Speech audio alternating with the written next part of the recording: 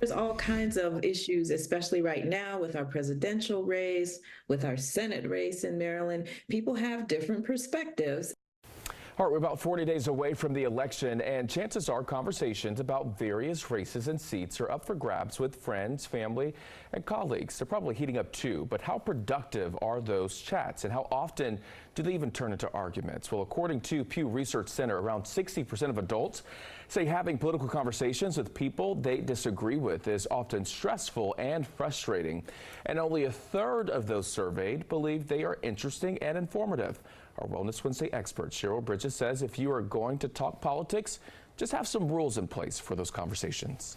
Let's acknowledge that we all have differing opinions and that it's okay to have a different opinion than your loved one. It's okay. We have differences, but go into those conversations with an open mind. Establish your own boundaries when you go into these conversations. You know how much is enough. You know how when you start to become overwhelmed with the conversation. And also listen.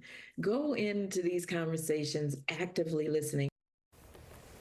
And Bridget says not thinking about your rebuttal when someone is speaking will often help de-escalate tension and establish some respect too.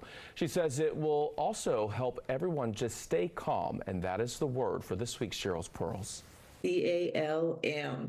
So first, communicate with kindness and not confrontation. Don't go into it with a confrontational attitude. And then A is agree to disagree. Sometimes you just have to agree to disagree, honor your boundaries, and move on. L is listen to understand and not reply. And then M is mind your emotional boundaries. Again, you're in control of your portion of the conversation. If it's too much, if you're overwhelmed, keep your boundaries in place and then steer that conversation to something that is going to be sure to maintain your relationship.